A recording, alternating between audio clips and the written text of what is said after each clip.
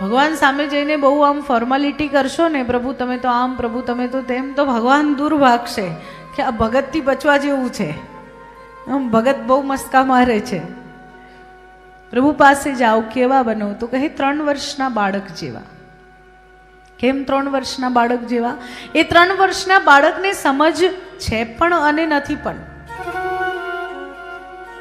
3 વર્ષના બાળકને મંદિરે લઈને જાઓ, તમે હાથ જોડો, એને સમજ છે એ પણ હાથ જોડશે. તમે માંગશો, એ માંગે નહીં. એને નથી ખબર કે ભગવાન પાસે જઈને માંગવાનું હોય. ભગવાન પાસે જઈને એવા બનો, જેવા છો એવા. હાથ જોડીને ઊભા રહો, કે માત્ર ભગવાન સાથે જઈને વાતો કરો, પ્રભુના દર્શન કરો. કોઈક દિવસ ભગવાનને પણ જઈને પૂછો, પ્રભુ કેમ છો, તબિયત પાણી સારી, નાસ્તો વાસ્તો બરાબર કર્યો કે નહીં? કોઈક દિવસ ભગવાનની પણ ખબર લો. હંમેશા એવી કેમ અપેક્ષા કે હું તારી બોલાવું જય, પ્રભુ મારી ખબર તું લે? એવી કેમ અપેક્ષા કે હું જયકાર કરું છું એટલા માટે કે તું મારી ખબર લે? પ્રભુ ક્યારેક હું તમારી પણ તબિયત પૂછી લઉં. ભક્ત કેવા હોય? ભક્ત એવા હોય ને. કલયુગની અંદર છે ને, આપણી પાસે એટલો બધો સમય નથી કે આપણે કલાકો કલાકો સુધી ધ્યાનમાં બેસી શકીએ, કે કલાકો સુધી જાપ કરી શકીએ. હા, કોણ કરી શકે? જે બિલકુલ નિવૃત્ત થઈ ગયા છે એ કરી શકે. જેમના પાસે અત્યારે આરામ સિવાય કંઈ કામ નથી એ કરી શકે. સવારે 4 વાગે ઉઠી શકે, રાત્રે વહેલા સૂઈ શકે, પ્રહર અનુસાર પૂજન કરી શકે, જેટલા બને એટલા વધુ જાપ કરી શકે. પણ જે હજી કાર્યમાં પ્રવેશ કરી રહ્યા છે, યુવાવસ્થામાં પ્રવેશ કરી રહ્યા છે, એમને આપણાથી એમ ના કહેવાય કે 4 વાગે ઉઠો. કહેવાય તમારું કામ, એમનું કામ 12 વાગે પૂરું થતું હોય તો એ 4 વાગે ના ઉઠી શકે. એમને ઉઠતા 7-8 વાગશે જ. બ્રહ્મ મુહૂર્તમાં સ્વાસ્થ્ય માટે, માનસિક શાંતિ માટે, ભક્તિ માટે ઉઠવું જોઈએ. પણ જ્યારે કર્મ સાથે આપણે સંકળાયેલા હોઈએ ત્યારે ક્યારેક ક્યારેક એ સંભવ નથી બનતું. ત્યારે શું કરીએ? તો એક નિયમ કે ઉઠ્યા બાદ હું 1 માળા તો કરીશ જ.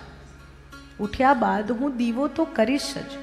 હું ભગવાનને પગે લાગ્યા વગર કે ભગવાનની પૂજા કર્યા વગર મોઢામાં કંઈ નહીં મૂકવું. આવો કંઈક એક નિયમ ભગવાન માટે બહુ ઇનફ છે.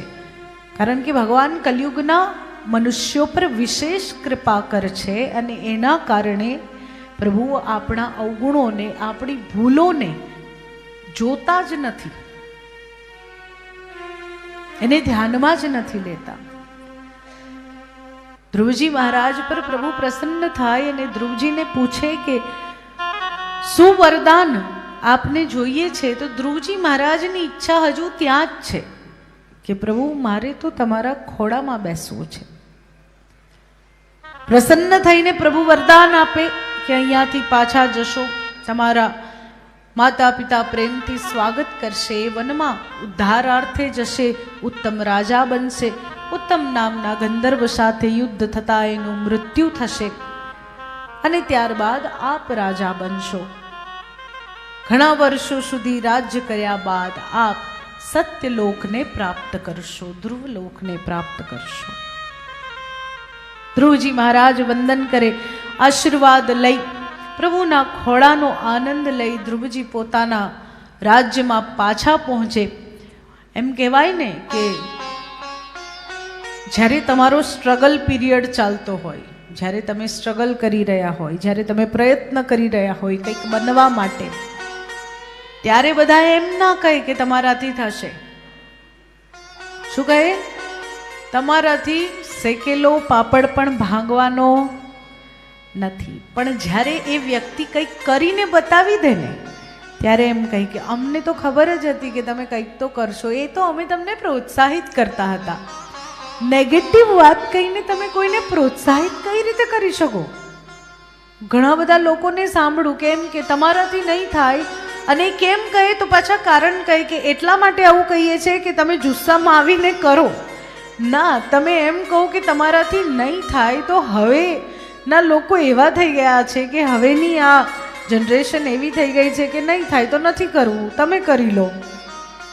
એમને એવું ના કહેવાય કે તમારાથી નહીં થાય, એમને એમ કહેવાય કે તમે કરો, ક્યાંક અટકશો તો અમે તમારા સાથે છીએ. ધ્રુવજી મહારાજ જ્યારે પિતાના ખોળામાં બેસવા ગયા ત્યારે એવું હતું કે સુરુચિની કોખે જન્મ લે તો જ પિતાનો પ્રેમ મળે. અને હવે જ્યારે શ્રી હરિ નારાયણની પ્રાપ્તિ કરીને આવ્યા છે, એ ઉર્જા, એ તપસ્યાની ઉર્જા, એ કાંતિ, હવે ધ્રુવજી કંઈક અલગ છે, હવે ધ્રુવજી શાંત છે, હવે ધ્રુવજીને આનાથી કંઈ મતલબ નથી. ત્યારે બધા સ્વાગતમાં ઊભા છે કે અમારો પુત્ર પાછો આવ્યો છે.